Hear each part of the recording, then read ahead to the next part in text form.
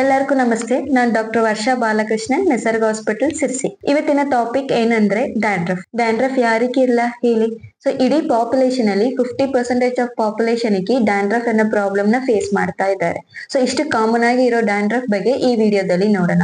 Dandruff ಯಾಕೆ ಬರ್ತಾ ಇದೆ, ಹೇಗೆ ಬರ್ತಾ ಇದೆ, ಮತ್ತೆ ಅದಕ್ಕೆ ಏನೇನು ಸಿಂಪ್ಟಮ್ಸ್ ಇದೆ, ಮತ್ತೆ ಅದನ್ನು ಮನೆಯಲ್ಲೇ ಹೇಗೆ ರೆಮಿಡೀಸ್ ಮಾಡಬಹುದು, ಹೋಮ್ ರೆಮಿಡೀಸ್ ಹೇಗೆ ಮಾಡಬಹುದು ಅಂತಾನು ನೋಡೋಣ. ಡ್ಯಾಂಡ್ರಫ್ ನ ನಾವು ಮೆಡಿಕಲ್ ಟರ್ಮ್ ಅಲ್ಲಿ ಏನ್ ಹೇಳ್ತೀವಿ ಅಂದ್ರೆ ಪಿಟೀರಿಯಾಸಿಸ್ ಕ್ಯಾಪಿಟಿಟಿಸ್ ಅಂತ ಹೇಳ್ತೀವಿ.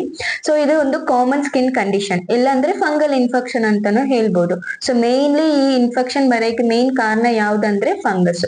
ಸೊ ಸ್ಕಿನ್ ಅಲ್ಲೇ ಮೇನ್ ಅಟ್ಯಾಕ್ ಮಾಡುತ್ತೆ. ಸ್ಕಿನ್ ಅಲ್ಲಿ ಮುಖ್ಯವಾಗಿ ಸ್ಕ್ಯಾಲ್ಪ್ ಅಲ್ಲಿ ಅಷ್ಟೇ ಬರತ್ತಾ ಅಂತ ಕೇಳಿದ್ರೆ ಇಲ್ಲ. ಸೊ ನಮ್ದು ಐಬ್ರೋಸ್ ಅಲ್ಲಿ ಬರೋಕೆ ಚಾನ್ಸಸ್ ಇದೆ, ಇಲ್ಲ ಹುಡುಗರಿಗೆಲ್ಲ ಮೀಸದಲ್ಲಿ ಮತ್ತೆ ಬಿಯರ್ಡ್ ಅಲ್ಲೆಲ್ಲ ಬರೋಕೆ ಚಾನ್ಸಸ್ ಇದೆ. ಸೊ ಇದು ಹೇಗೆ ಇರುತ್ತೆ ಅಂದ್ರೆ ಒಂದು ವೈಟ್ ಕಲರ್ ಆಗಿ ವೈಟ್ ಫ್ಲೇಕ್ಸ್ ತರ ಇರುತ್ತೆ. ನಮ್ದು ಸ್ಕಿನ್ ಏನಿದೆ ಅದರಿಂದ dead cells so white greyish or white colour ಎಂದು ನಮಗೆ ಶೆಡ್ ಆಗತ್ತೆ. ಸೊ ತುಂಬಾ ಜನಕ್ಕೆ ನೀವು ನೋಡಿರ್ಬೋದು, ಅವ್ರದ್ದು ಶೋಲ್ಡರ್ ಎಲ್ಲ ಒಂದು ವೈಟ್ ಕಲರ್ ಆಗಿ ಇರುತ್ತೆ. ಸೊ ಅದನ್ನೇ ಡ್ಯಾಂಡ್ರಫ್ ಅಂತ ಹೇಳ್ತೀವಿ. ಮತ್ತೆ ಈ ಡ್ಯಾಂಡ್ರಫ್ ಸಿವಿಯರ್ ಫಾರ್ಮ್ ಆಗುವಾಗ, ಸಿವಿಯರ್ ಇನ್ಫೆಕ್ಷನ್ ಆಗುವಾಗ ನಮಗೆ ಇನ್ಫ್ಲಮೇಷನ್ ಎಲ್ಲ ಆಗುತ್ತೆ. ಸೊ ನಮ್ ಸ್ಕ್ಯಾಲ್ಪ್ ಅಲ್ಲಿ ಫುಲ್ ಇನ್ಫ್ಲಮೇಷನ್ ಆಗುತ್ತೆ. ಆ ಕಂಡೀಷನ್ ಏನ್ ಹೇಳ್ತೀವಿ ಅಂದ್ರೆ ಸೆಬೋರಿಕ್ ಡೆರ್ಮಟೈಟಿಸ್ ಅಂತ ಹೇಳ್ತೀವಿ. ಸೊ ಈಗ ಈ ಡ್ಯಾಂಡ್ರಫ್ ಗೆ ಮುಖ್ಯವಾಗಿ ಕಾರಣಗಳು ಏನಂತ ನೋಡೋಣ. ಸೊ ಈ ಫಂಗಸ್ ನಾನ್ ಮುಂಚೆ ಹೇಳಿದೆ, ಈ ಫಂಗಸ್ ಇನ್ಫೆಕ್ಷನ್ ಇಂದಾನೆ ಬರುತ್ತೆ ಅಂತ. ಸೊ ಆ ಫಂಗಸ್ ಮೇನ್ಲಿ ಒಂದು ಪರ್ಟಿಕ್ಯುಲರ್ ಫಂಗಸ್ ಇದೆ, ಅದರಿಂದನೇ ಈ ಡ್ಯಾಂಡ್ರಫ್ ಬರುತ್ತೆ. ಸೊ ಆ ಫಂಗಸ್ ನ ಹೆಸರು ಏನಂದ್ರೆ ಮಲೆಸೀಸಿಯಾ ಅಂತ ಹೇಳ್ತೀವಿ ನಾವು. ಸೊ ಈ ಫಂಗಸ್ ಏನಿದೆ ಎಲ್ಲರ ಬಾಡಿಯಲ್ಲೂ ಇರುತ್ತೆ, ಬಟ್ ಅದು ಕೆಲವರಿಗೆ ಅಷ್ಟೇ ನೆಗೆಟಿವ್ ರಿಯಾಕ್ಷನ್ಸ್ ತೋರಿಸುತ್ತೆ. ಆ ನೆಗೆಟಿವ್ ರಿಯಾಕ್ಷನ್ ತೋರಿಸಿದ್ಮೇಲೆ ಈ ಫಂಗಸ್ ಗೆ ಮೇನ್ ಆಗಿ ಊಟ ಯಾವ್ದಂದ್ರೆ ಆಯಿಲ್. ಸೊ ಅದು ನಮ್ ಸ್ಕ್ಯಾಲ್ಪ್ ಅಲ್ಲಿ ಮುಖ್ಯವಾಗಿ ಸೆಬೇಷಿಯಸ್ ಗ್ಲ್ಯಾಂಡ್ಸ್ ಅಂತ ಇರುತ್ತೆ. ಸೊ ಅದರಿಂದನೇ ಆಯಿಲ್ ಸೆಕ್ರೀಟ್ ಆಗುತ್ತೆ.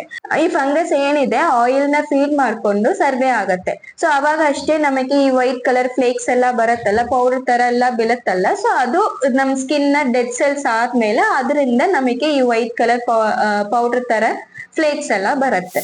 ಈ ಫಂಗಲ್ ಇನ್ಫೆಕ್ಷನ್ ಯಾರಿಗೆಲ್ಲ ಜಾಸ್ತಿ ಆಗತ್ತೆ ಅಂತ ನೋಡೋಣ. ಸೊ ಮುಖ್ಯವಾಗಿ ನಾನು ಫಸ್ಟೇ ಹೇಳಿದೆ, ಈ ಫಂಗಸ್ ಏನಿದೆ ಅದು ಆಯಿಲ್ ನೇ ಫೀಡ್ ಮಾಡುತ್ತೆ ಅಂತ. ಸೊ ಆಯಿಲಿ ಸ್ಕಿನ್ ಇರೋರಿಗೆ ಜಾಸ್ತಿ ಸೆಬೇಷಿಯಸ್ ಗ್ಲ್ಯಾಂಡ್ ಇಂದ ಆಯಿಲ್ ಸೆಕ್ರೀಟ್ ಆಗೋರಿಗೆ ಜಾಸ್ತಿ ಈ ಫಂಗಲ್ ಇನ್ಫೆಕ್ಷನ್ ಆಗತ್ತೆ, ಬೇಗ ಆಗತ್ತೆ. ಮತ್ತೆ ಚೆನ್ನಾಗಿ ಹೈಜೀನ್ ಆಗಿ ಇಲ್ಲ ಅಂದ್ರೇನು ಈ ಫಂಗಲ್ ಇನ್ಫೆಕ್ಷನ್ ಬೇಗ ಆಗತ್ತೆ.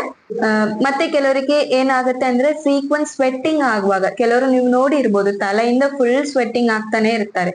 ಸೊ ಅವರಿಗೆ ಬೇಗ ಈ ಫಂಗಲ್ ಇನ್ಫೆಕ್ಷನ್ ಬರೋಕೆ ಚಾನ್ಸಸ್ ಇದೆ. ಮತ್ತೆ ಈ ಕೆಮಿಕಲ್ ಪ್ರಾಡಕ್ಟ್ಸ್, ತುಂಬಾ ಕೆಮಿಕಲ್ ಪ್ರಾಡಕ್ಟ್ಸ್, ಪದೇ ಪ್ರಾಡಕ್ಟ್ಸ್ ಚೇಂಜ್ ಮಾಡಿಸ್ಕೊಂಡು ನಮಗೆ ಸೆಟ್ ಆಗ್ತಾ ಇಲ್ಲ ಅಂತ ಚೇಂಜ್ ಮಾಡಿ ಕೆಮಿಕಲ್ ಪ್ರಾಡಕ್ಟ್ಸ್ ಜಾಸ್ತಿ ಯೂಸ್ ಮಾಡುವಾಗನು ಈ ಫಂಗಲ್ ಇನ್ಫೆಕ್ಷನ್ ಆಗತ್ತೆ.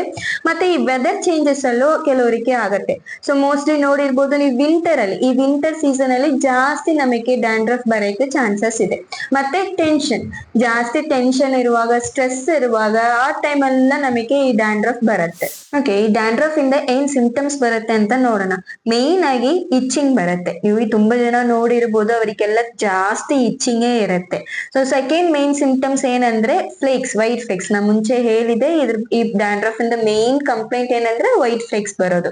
ಇದು ಎಷ್ಟು ಸಿವಿಯರ್ ಸಿಂಪ್ಟಮ್ಸ್ ಏನಂದ್ರೆ ಕೆಲವರಿಗೆ ಹೊರಗಡೆ ಹೋಗಕ್ಕೆ ಆಗಲ್ಲ, ಪೀಪಲ್ ಜೊತೆ ಮಿಂಗಲ್ ಆಗಕ್ಕೆ ಆಗಲ್ಲ, ಬಿಕಾಸ್ ಅದು ಪೌಡರ್ ತರ ಇಲ್ಲೆಲ್ಲ ಕಾಣಿಸ್ತಾ ಇರತ್ತೆ. ಸೊ ಕೆಲವರು ಡಾರ್ಕ್ ಶರ್ಟ್ ಹಾಕಕ್ಕೆ ಇಷ್ಟಪಡಲ್ಲ, ಬಿಕಾಸ್ ಆ ಡಾರ್ಕ್ ಶರ್ಟ್ ಇಂದ ಅದು ತುಂಬಾ ಹೈಲೈಟ್ ಆಗಿ ಆ ಡ್ಯಾಂಡ್ರಫ್ ಕಾಣಿಸುತ್ತೆ. ಸೊ ಅವಾಗ ಅವ್ರು ಒಂಥರ ಡಿಫಿಕಲ್ಟ್ ಆಗಿ ಫೀಲ್ ಮಾಡ್ತಾರೆ. ಮತ್ತೆ ಈ ಡ್ಯಾಂಡ್ರಫ್ ಇಂದ ಕಾಂಪ್ಲಿಕೇಶನ್ ನೋಡ. ಸೊ ಈ ಡ್ಯಾಂಡ್ರಫ್ ವೈಟ್ ಫ್ಲೇಕ್ಸ್ ಬರತ್ತಲ್ಲ, ಸೊ ಅದರಿಂದ ನಮಗೆ ಈ ಸ್ಕ್ಯಾಲ್ಪ್ ಅಲ್ಲಿ ತುಂಬಾ ಜನಕ್ಕೆ ನೋಡಿರ್ಬೋದು ಚಿಕ್ಕದಾಗಿ ಪಿಂಪಲ್ಸ್ ಬರುತ್ತೆ.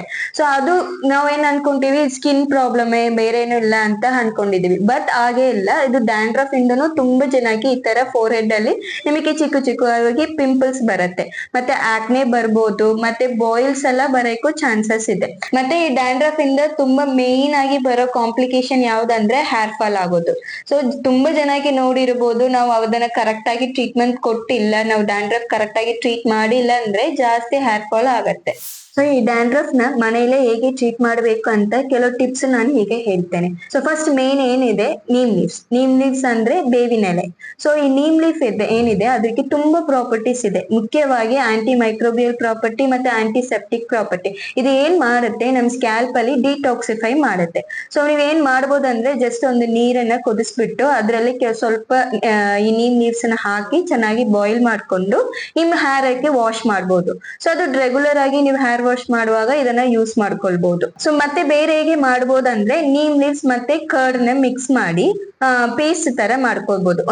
ಒಂದು ಕಪ್ ಕರ್ಡ್ ನ ತಗೊಂಡು ಅದರಲ್ಲಿ ಸ್ವಲ್ಪ ನೀಮ್ ಲೀವ್ಸ್ ಹಾಕಿ ಚೆನ್ನಾಗಿ ಪೇಸ್ಟ್ ತರ ಮಾಡಿ ನೀವು ಹೇರ್ ಮಾಸ್ಕ್ ತರ ಹಾಕ್ಬೋದು. ಸೊ ಆ ಹೇರ್ ಮಾಸ್ಕ್ ಹಾಕಿ ಒಂದು 20 ನಿಮಿಷ ಬಿಟ್ಟು ನೀವು ವಾರ್ಮ್ ವಾಟರ್ ಅಲ್ಲಿ ವಾಶ್ ಮಾಡ್ಕೊಳ್ಬಹುದು. ಸೊ ನೆಕ್ಸ್ಟ್ ಸೆಕೆಂಡ್ ಇದು ಏನಿದೆ ಅಂದ್ರೆ ಮೆಂತೆ ಕಾಳುಗಳು. ಈ ಮೆಂತೆ ಕಾಳುಗಳು ತುಂಬಾ ಹೆಲ್ಪ್ ಮಾಡುತ್ತೆ. ಅದಕ್ಕೆ ನಮ್ ಆಂಟಿ ಆಕ್ಸಿಡೆಂಟ್ ಪ್ರಾಪರ್ಟೀಸ್ ಎಲ್ಲ ಇದೆ. ಸೊ ನಮಗೆ ವೈಟ್ ಫ್ಲೇಕ್ಸ್ ಎಲ್ಲ ರಿಮೂವ್ ಮಾಡಕ್ಕೆ ಈ ಮೆಂತೆ ಕಾಳುಗಳು ಯೂಸ್ ಮಾಡುತ್ತೆ. ಸೊ ಅದನ್ನ ಹೇಗೆ ಯೂಸ್ ಮಾಡಬಹುದು ಅಂತ ನಾನು ಹೇಳ್ತೇನೆ. ಸೊ ಮೆಂತೆ ಕಾಳನ್ನ ಇಡೀ ರಾತ್ರಿ ಓವರ್ ನೈಟ್ ಸೋಕ್ ಮಾಡಿ ಇಡಬೇಕು. ಸೋಕ್ ಮಾಡಿ ಇಟ್ಟಿದ್ಮೇಲೆ ನೆಕ್ಸ್ಟ್ ಡೇ ಮಾರ್ನಿಂಗ್ ಅದನ್ನ ತಗೊಂಡು ಜಸ್ಟ್ ಮಿಕ್ಸಿಯಲ್ಲಿ ಬ್ಲೆಂಡ್ ಮಾಡ್ಕೊಳ್ಳಿ. ಬ್ಲೆಂಡ್ ಆದ್ಮೇಲೆ ಸ್ವಲ್ಪ ಒಂದ್ 2 ಸ್ಪೂನ್ ಕರ್ಡ್ ಮಿಕ್ಸ್ ಮಾಡಿ. ಕರ್ಡ್ ನ ಹಾಕೊಂಡು ಹೇರ್ ಮಾಸ್ಕ್ ತರ ನೀವು ಚೆನ್ನಾಗಿ ನಿಮ್ ಹೇರ್ಗೆ ಅಪ್ಲೈ ಮಾಡ್ಕೊಂಡು 1 hour ಇಟ್ಟು ಆಮೇಲೆ ತಲೆ ಸ್ನಾನ ಮಾಡಿ. ಸೊ ಈ ಶಾಂಪು ಯೂಸ್ ಮಾಡುವಾಗ ನೀವೇನ್ ಮಾಡ್ಬೇಕಂದ್ರೆ ಡೈರೆಕ್ಟ್ ಆಗಿ ಹಾಗೆ ಶಾಂಪು ಯೂಸ್ ಮಾಡಬಾರ್ದು. ಫಸ್ಟ್ ಅದನ್ನ ನೀರಲ್ಲಿ ಡೈಲ್ಯೂಟ್ ಮಾಡ್ಕೊಂಡು ಚೆನ್ನಾಗಿ 1 ಕಪ್ ನೀರಲ್ಲಿ ಮಿಕ್ಸ್ ಮಾಡ್ಕೊಂಡು ಅದು ಡೈಲ್ಯೂಟ್ ಆದ್ಮೇಲೆ ನೀವು ತಲೆಗೆ ಹಚ್ಕೊಳ್ಬಹುದು. ಈಗ 3ನೇದು ನೋಡೋಣ. 2 ಟೇಬಲ್ ಸ್ಪೂನ್ ಕೊಬ್ಬರಿ ಎಣ್ಣೆನ ಸ್ವಲ್ಪ ಬಿಸಿ ಮಾಡ್ಕೊಂಡು ಅದರಲ್ಲಿ ನೀವು 1 ಟೇಬಲ್ ಸ್ಪೂನ್ ಲೆಮನ್ ಜ್ಯೂಸ್ ಹಾಕಿ ಚೆನ್ನಾಗಿ ಮಿಕ್ಸ್ ಮಾಡ್ಕೊಂಡು ತಲೆಗೆ ಹಚ್ಕೋಬೇಕು. ತಲೆಗೆ ಹಚ್ಚಿ 2 ತಾಸು ಬಿಟ್ಟು ನೀವು ಉಗುರು ಬೆಚ್ಚಗ ನೀರಲ್ಲಿ ಸ್ನಾನ ಮಾಡ್ಬೋದು. ಇದನ್ನ ವಾರಕ್ಕೊಮ್ಮೆ ಮಾಡಿಸಿದ್ರೆ ಚೆನ್ನಾಗಿರುತ್ತೆ. ಸೊ ಈ ಕೊಬ್ಬರಿ ಎಣ್ಣೆ ಏನಿದೆ ಅದರಲ್ಲಿ ತುಂಬಾ ಹೈಡ್ರೇಟಿಂಗ್ ಪ್ರಾಪರ್ಟೀಸ್ ಇದೆ. ಸೊ ಹೈಡ್ರೇಟಿಂಗ್ ಪ್ರಾಪರ್ಟೀಸ್ ನಮ್ದು ಇಚ್ಚಿಂಗ್ ಎಲ್ಲ ಕಡಿಮೆ ಮಾಡಕ್ಕೆ ಹೆಲ್ಪ್ ಆಗುತ್ತೆ. ಲೆಮನ್ ಅಲ್ಲಿ ವಿಟಮಿನ್ ಸಿ ಇದೆ, ಜಿಂಕ್ ಇದೆ. ಸೊ ಇದೆಲ್ಲ ಆಂಟಿ ಫಂಗಲ್ ಪ್ರಾಪರ್ಟೀಸ್ ಇದೆ. ಸೊ ಈ ಆಂಟಿ ಫಂಗಲ್ ಪ್ರಾಪರ್ಟೀಸ್ ನಮ್ಮ ಈ ಡ್ಯಾಂಡ್ರಫ್ ಕ್ರಿಯೇಟ್ ಮಾಡೋ ಫಂಗಸ್ ಜೊತೆ ಫೈಟ್ ಮಾಡ್ಕೊಂಡು ನಮಗೆ ಡ್ಯಾಂಡ್ರಫ್ ನ ರಿಮೂವ್ ಮಾಡಕ್ಕೆ ಹೆಲ್ಪ್ ಆಗುತ್ತೆ. ಈಗ 4ನೇದು ನೋಡೋಣ. 1 ಕಪ್ ಅಲಿವೆರಾ ಜೆಲ್ ಅಲ್ಲಿ 2 ಟೇಬಲ್ ಸ್ಪೂನ್ ಕ್ಯಾಸ್ಟರ್ ಆಯಿಲ್ ನ ಮಿಕ್ಸ್ ಮಾಡ್ಕೊಂಡು ಪೇಸ್ಟ್ ತರ ಮಾಡಿ ಅದನ್ನ ತಲೆಗೆ ಹಚ್ಕೊಳ್ಳಿ. ಹಚ್ಚಿ 2 ತಾಸು ಬಿಟ್ಟು ತಲೆ ಸ್ನಾನ ಮಾಡಬಹುದು. ಈ ಅಲಿವೆರಾ ಜೆಲ್ ಅಲ್ಲಿ ಏನಿದೆ ಸ್ಮೂತನಿಂಗ್ ಎಫೆಕ್ಟ್ ಇದೆ. ಸೊ ಈ ಸ್ಮೂತನಿಂಗ್ ಎಫೆಕ್ಟ್ ನಮಗೆ ಇಚಿಂಗ್ ಕಡಿಮೆ ಮಾಡಕ್ಕೆ ಹೆಲ್ಪ್ ಆಗುತ್ತೆ. ಈಗ 5ನೇದು ನೋಡೋಣ. ಆಮ್ಲ ಪೌಡರ್, ನೆಲ್ಲಿಕಾಯಿ ಪೌಡರ್ ಸಿಗತ್ತೆ. ಸೊ ಅದ್ರ ಸ್ವಲ್ಪ ತಗೊಂಡು ಅದರಲ್ಲಿ ತುಳಸಿ ಲೀವ್ಸ್ ನ ಚೆನ್ನಾಗಿ ಜಜ್ಜಿ ಅದ್ರ ಜೊತೆ ಮಿಕ್ಸ್ ಮಾಡ್ಕೊಂಡು ಸ್ವಲ್ಪ ನೀರು ಹಾಕಿ ಪೇಸ್ಟ್ ತರ ಮಾಡ್ಕೊಳ್ಳಿ. ಪೇಸ್ಟ್ ತರ ಮಾಡ್ಕೊಂಡು ನೀವು ಚೆನ್ನಾಗಿ ಹೇರಿಗೆ ಅಪ್ಲೈ ಮಾಡ್ಕೊಂಡು ಸ್ವಲ್ಪ ಹೊತ್ತು ಬಿಟ್ಟು 2 hours ಬಿಟ್ಟು ನೀವು ಸ್ನಾನ ಮಾಡ್ಕೊಳ್ಬಹುದು. ಈ 5 ಟಿಪ್ಸ್ ನ ಚೆನ್ನಾಗಿ ಫಾಲೋ ಮಾಡ್ಕೊಂಡು ಡ್ಯಾಂಡ್ರಫ್ ಪ್ರಾಬ್ಲಮ್ ಬರ್ದೇ ಇರೋ ತರ ನೋಡ್ಕೊಂಡು ಚೆನ್ನಾಗಿರಿ ಅಂತ ಹೇಳ್ತಾ ಧನ್ಯವಾದಗಳು.